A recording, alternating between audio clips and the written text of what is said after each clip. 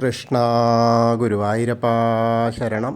ഗുരുവായൂരപ്പൻ്റെ ഉച്ചപൂജയും കളഭാലങ്കാരമൊക്കെ കഴിഞ്ഞു, നട തുറന്നു. അപ്പോൾ നമുക്ക് ഗുരുവായൂരപ്പനെ കാണാൻ പോകണ്ടേ? എല്ലാവരും വരൂ കേട്ടോ. ഗുരുവായൂരപ്പൻ്റെ ചതുർബാഹുവായ ആ ദേവകൾ പൂജിതമായ വിഗ്രഹത്തിൽ ഇന്നിപ്പോൾ ഏത് രൂപത്തിലാണ് ഭഗവാൻ ഭക്തരെ അനുഗ്രഹിക്കാനായിട്ടിരിക്കണതെന്ന് അറിയില്ല. നമുക്ക് പോയി നോക്കാം. ഇപ്പോൾ ഏകാദശി വിളക്കുകൾ ഇങ്ങനെ നടന്നുകൊണ്ടിരിക്കുന്നു. അപ്പോൾ ഭഗവാൻ ഇങ്ങനെ ചൈതന്യം വർദ്ധിച്ചുകൊണ്ടേയിരിക്കുന്ന സമയമാണ്. അപ്പോൾ ഏത് രൂപത്തിൽ കണ്ടാലും വലിയ അനുഗ്രഹമാണ് നമുക്ക് കിട്ടുക. കാരണം അത്രമാത്രം ചൈതന്യവത്തായ സമയങ്ങളാണ്. അപ്പോൾ നമുക്ക് എന്തായാലും ആ ഗുരുവായൂരപ്പനെ കാണാനായിട്ട് പോവാം. ആദ്യം തന്നെ കിഴക്കേ നടയിലുള്ള മഞ്ജുളാലിനെ ഒന്ന് പോയി പ്രദർശനം ചെയ്ത് അതിനുശേഷം നമ്മൾ നേരെ ഇങ്ങനെ വന്ന് അത്തിമര ഗണപതിയെ വന്ന് തൊഴാം. വളരെ സുഖമായിട്ട് തൊഴാം, യാതൊരുവിധ തിരക്കുമില്ല. അപ്പോൾ അങ്ങനെ വന്ന് തൊഴാം. ഇന്ന് അധികം തിരക്ക് എന്ന് പറയാല്ല, എന്നാൽ അത്യാവശ്യം തിരക്കുണ്ട്. അങ്ങനത്തെ ഒരു അന്തരീക്ഷമാണ്. നമുക്ക് ആദ്യം തന്നെ ആ കിഴക്കേ നടയിലൂടെ ഗോപുരവാതിലൂടെ അകത്തേക്ക് വരാം. അങ്ങനെ അകത്തേക്ക് വരുമ്പോൾ നമുക്ക് കാണാനുള്ളത് കൊടിമരം കാണാം. അതേപോലെ വലിയ ബലിക്കല്ല്. കൊടിമരത്തിൻ്റെ മുന്നിൽ ഇപ്പോൾ എന്താ വെച്ചാൽ അലങ്കാരം ഉണ്ടാവും ഏത് സമയത്തും. ഇപ്പോഴേ നിറയെ ഉണ്ണിക്കണ്ണനും കണ്ണനും ഒക്കെ ആയിട്ടുള്ള അലങ്കാരങ്ങൾ ഉണ്ടാവും. കാരണം ഏകാദശിയാവുമ്പോൾ വിളക്കുകൾ തുടങ്ങിയ സമയം മുതൽ അലങ്കാരങ്ങൾ നിത്യേന കാണാം. പിന്നെ ഗജരാജൻ കേശവൻ്റെ 2 കൊമ്പുകൾ, അതിങ്ങനെ സ്വർണം പതിച്ചത്. പിന്നെ അതിൻ്റെ നടുക്കായിട്ട് ലക്ഷ്മി ദേവിയുടെ വിഗ്രഹം. അതൊക്കെ കണ്ട് നമ്മളിങ്ങനെ ഭഗവാന്റെ വാതിൽപ്പടി അങ്ങോട്ട് കയറുകയാണ്. അങ്ങനെ കയറുമ്പോൾ ഇടതേ സൈഡിലുള്ള മേൽപ്പത്തൂരിൻ്റെ പീഠവും ആ കിടാവിളക്കൊക്കെ കാണാം. അതൊക്കെ ശ്രദ്ധിച്ചാൽ മാത്രമേ കാണൂ കേട്ടോ. കാരണം എന്താ വെച്ചാൽ നമുക്ക് ശ്രദ്ധിക്കാനൊക്കെ വളരെ ബുദ്ധിമുട്ടാകും. കാരണം ആ ഒരു വാതിൽപ്പടിന് കയറി ഉടനെ നേരെ ശ്രീലകത്തേക്ക് നോക്കി വരില്ല ചെയ്യാം. പക്ഷേ ഒന്ന് ശ്രദ്ധിച്ചാൽ കാണാവുന്നതാണ്. ആ കിടാവിളക്ക് ഇങ്ങനെ കത്തുന്നത് കാണാം. അതേപോലെ ആദ്യത്തെ തൂണ് കാണാം വലതേ സൈഡിലുള്ള. അത് കഴിഞ്ഞ് നമ്മളിങ്ങനെ ഭഗവാന്റെ ശ്രീലകത്തേക്ക് ഇങ്ങനെ നോക്കുമ്പോൾ ഇന്ന് വളരെ മനോഹരമായ കാഴ്ച കേട്ടോ. നല്ല നിറദീപം. അതിൽ ആ പ്രകാശത്തിൽ ഇങ്ങനെ കാണാനുള്ളത് ആ കാൽപാദങ്ങൾ കാണാണ്ട്.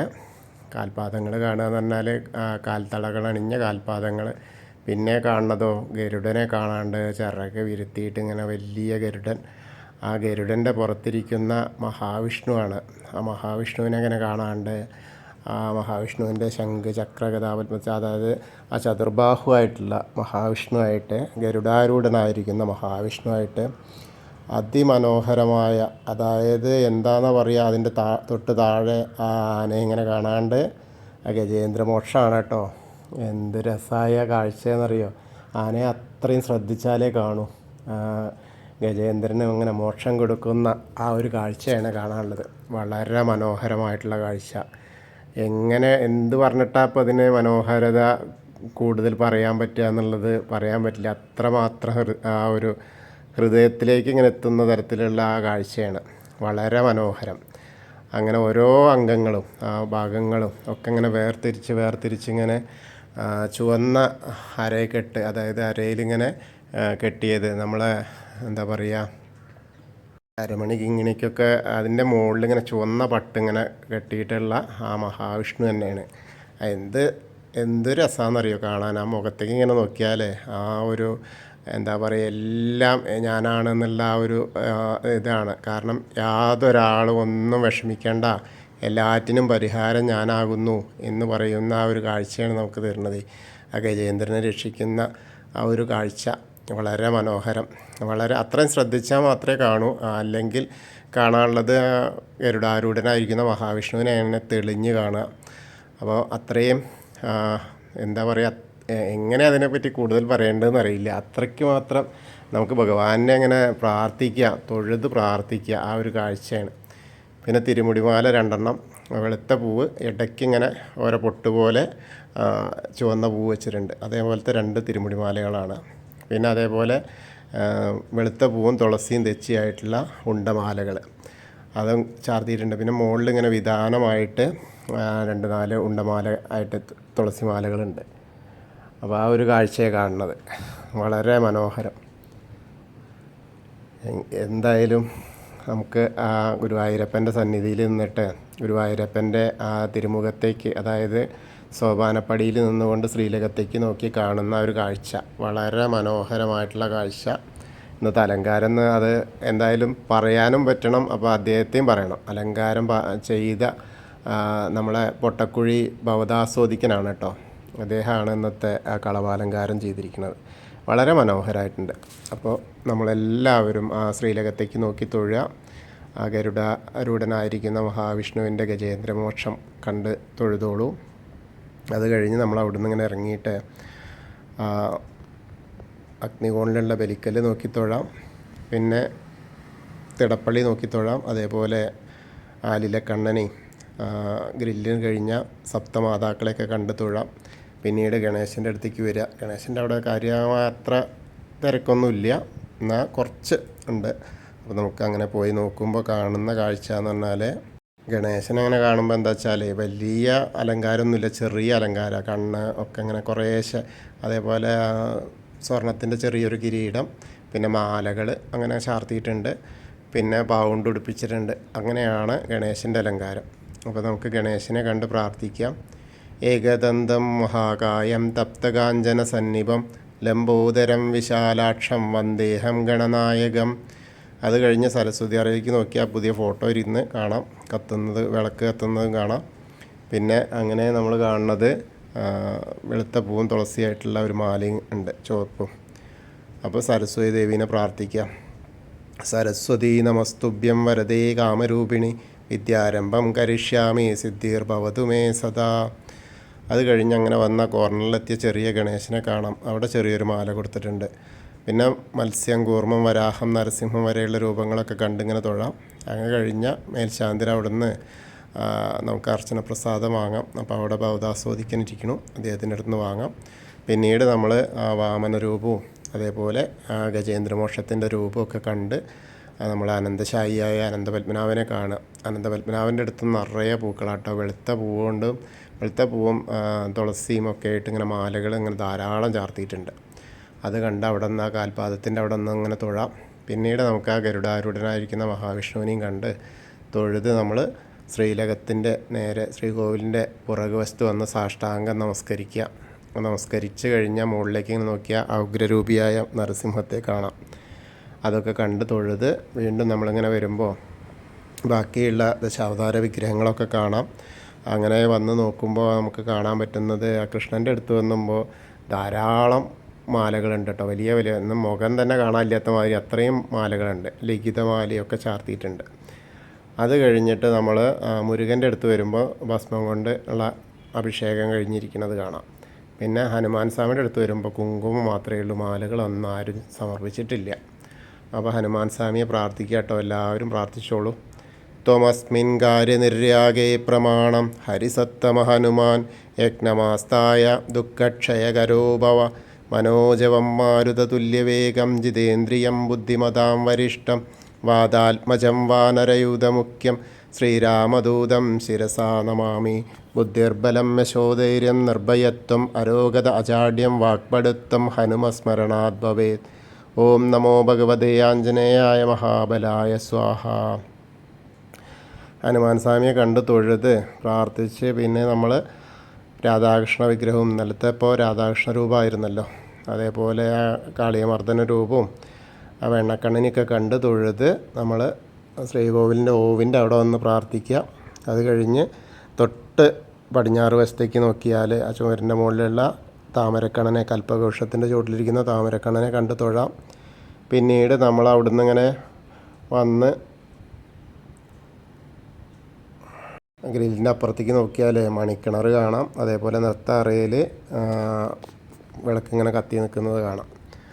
അത് കണ്ട് ഇങ്ങനെ പോകുന്ന നേരെ അടുത്ത ആ ഗ്രില്ല് കാണാം. ഗ്രില്ലിൻ്റെ അവിടെ വന്ന് വീണ്ടും അങ്ങോട്ട് കിടന്ന കുറൂരമ്മയും നാരദരും അതേപോലെ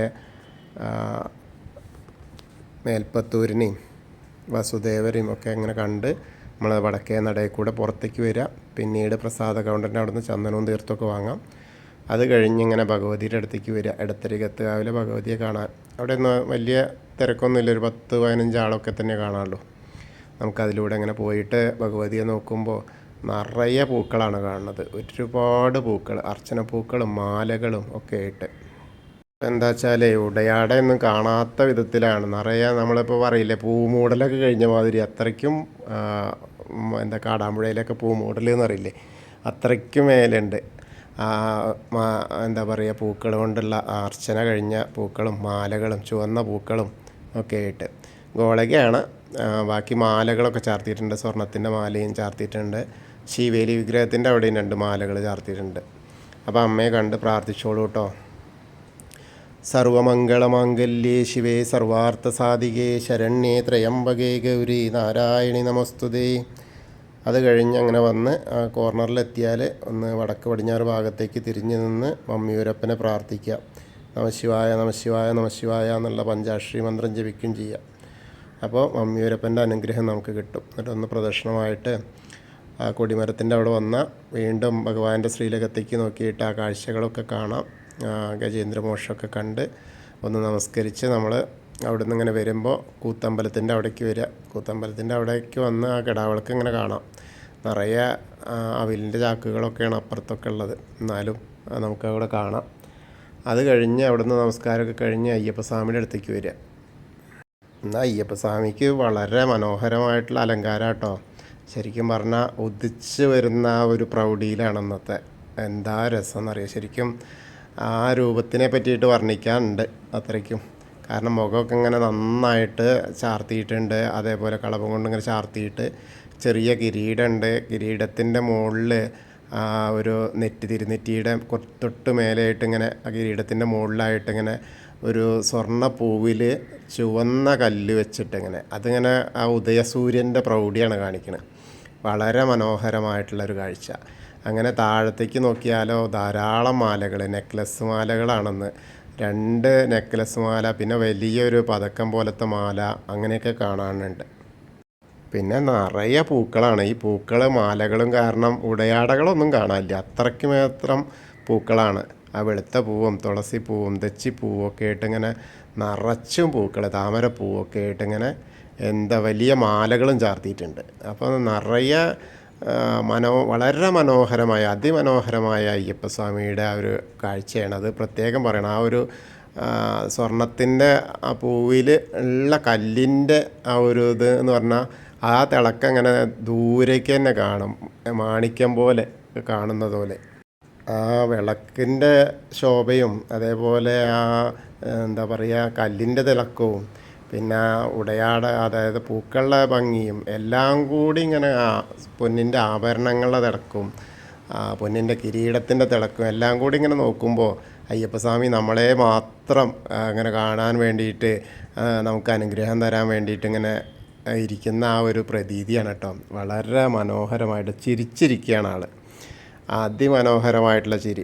എല്ലാ ഭക്തരും വന്നോളൂ, എന്നെ ദർശിച്ചോളൂ, എല്ലാ അനുഗ്രഹം ഞാൻ തരാമെന്ന് പറഞ്ഞിട്ടാണ് ഇരിക്കുന്നത് അയ്യപ്പസ്വാമി കേട്ടോ.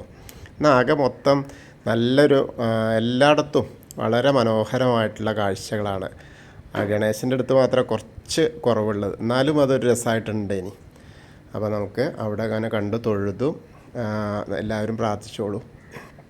ഭൂതനാഥ സദാനന്ദ സർവഭൂതദയാപര രക്ഷ രക്ഷ മഹാബാഹു ശാസ്തേ സ്തുഭ്യം നമോ നമ. അങ്ങനെ അവിടെ തൊഴുത് നമ്മളങ്ങനെ പ്രദക്ഷിണമായിട്ട് വന്ന് പടിഞ്ഞാറ നടയിലുള്ള ദീപസ്തംഭത്തിൻ്റെ മുകളിലുള്ള വേണുഗോപാലിനെ കണ്ടു തൊഴാം. പിന്നെ കൊടിമരത്തിൻ്റെ മുകളിലുള്ള ഗരുഡധ്വജനെയും കണ്ട് തൊഴുത് നമ്മൾ പടിഞ്ഞാറ് നടയിൽ കൂടെ അങ്ങനെ പുറത്തേക്ക് വന്ന് ആ ഒരു രുദ്രതീർത്ഥ കുളത്തെ പ്രദക്ഷിണം ചെയ്യാം. അങ്ങനെ പ്രദക്ഷിണം ചെയ്യുമ്പോൾ നടുക്കുള്ള കാളിയമർദ്ദന രൂപിയെ കണ്ട് തൊഴാം. പിന്നീട് നമ്മളിങ്ങനെ നാരായണാലയത്തിൽ വന്നിട്ട് പൂന്താനം തിരുമേനി പൂജിച്ച വിഗ്രഹമൊക്കെ കണ്ട് തൊഴുത് കണ്ണനെ കണ്ട് തൊഴുത് അങ്ങനെ നമ്മൾ വന്ന് ഭഗവതി നടയിലും അതേപോലെ വലിയ ദീപസ്തംഭത്തിൻ്റെ അവിടെയൊക്കെ വന്ന് തൊഴുത് ഭഗവാന്റെ ശ്രീലകത്തേക്ക് നോക്കിയിട്ട് ആ ഗരുഡാരൂഢനായിരിക്കുന്ന മഹാവിഷ്ണുവിൻ്റെ ആ ഗജേന്ദ്രമോക്ഷം കണ്ട് തൊഴുത് തെക്കേ നടയിലുള്ള നേരെ ആ കൂവളത്തെ ഒന്ന് പ്രദക്ഷിണം ചെയ്യാനായിട്ട് പോവാം. അങ്ങനെ പ്രദക്ഷിണം ചെയ്യുമ്പോൾ മഹാദേവനും പാർവതീ ദേവീനെയും ഒപ്പം സ്മരിക്കുക. അപ്പോൾ അവരുടെ അനുഗ്രഹം നമുക്ക് കിട്ടും. അപ്പോൾ നമ്മൾ ഇന്നത്തെയും ഗുരുവായൂരപ്പൻ്റെ ഉച്ചപൂജയും കളഭാലങ്കാരമൊക്കെ കണ്ടു തൊഴുതു. എല്ലാവർക്കും ആ ഗുരുവായൂരപ്പൻ്റെ അനുഗ്രഹം ലഭിക്കും. കൃഷ്ണായ വാസുദേവായ ഹരയേ പരമാത്മനെ പ്രണതക്ലേശനാശായ ഗോവിന്ദായ നമോ നമഃ. ഹരേ കൃഷ്ണ. ഗുരുവായൂരപ്പാ ശരണം. അതുപോലെ നമ്മോട് പ്രാർത്ഥിക്കാൻ പറഞ്ഞ എല്ലാവർക്കും ആ ഗുരുവായൂരപ്പൻ്റെ അനുഗ്രഹം ലഭിക്കാൻ വേണ്ടി നമുക്ക് പ്രാർത്ഥിക്കാം. ഹരേ കൃഷ്ണ.